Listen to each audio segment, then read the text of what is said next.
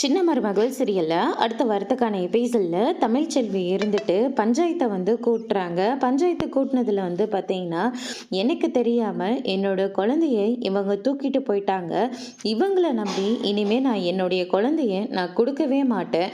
அதனால் என்னோட குழந்தை எனக்கு திரும்பவும் வேணும், என் குழந்தைய வாங்கி கொடுங்க அப்படின்னு சொல்லிட்டு பஞ்சாயத்தில் முறையிடுறாங்க. அதே மாதிரி சேதுபதியும் இருந்துட்டு, இது அவளுக்கு மட்டும் சொந்தமான குழந்தை கிடையாது, அது எனக்கும் சொந்தமான குழந்தை தான். நான் அந்த குழந்தையோட அப்பா. அதனால் என்னாலலாம் அந்த குழந்தைய அவகிட்ட கொடுக்கவே முடியாது அப்படின்ற மாதிரி சொல்லிடுறாங்க.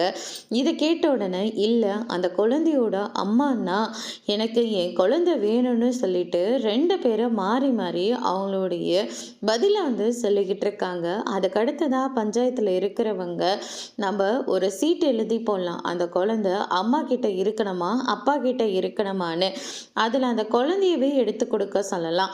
அந்த குழந்தை எந்த சீட்டு எடுக்குதோ அதே சீட்டு தான் அவங்க ஏற்றுக்கணும் அப்படின்ற மாதிரி பஞ்சாயத்தில் சொல்லிடுறாங்க. இப்போ தமிழ்ச்செல்வி ஒரு பக்கமும் சேதுபதி ஒரு பக்கமும் ரொம்பவே டென்ஷனாக இருக்காங்க. அதோடு இன்னைக்கான பிரம முடிச்சிருக்காங்க. இனி சின்ன மருமகள் சீரியலில் அடுத்தடுத்து என்னெல்லாம் நடக்க போகுதுன்றதை வெயிட் பண்ணி பார்க்கலாம். தேங்க்யூ.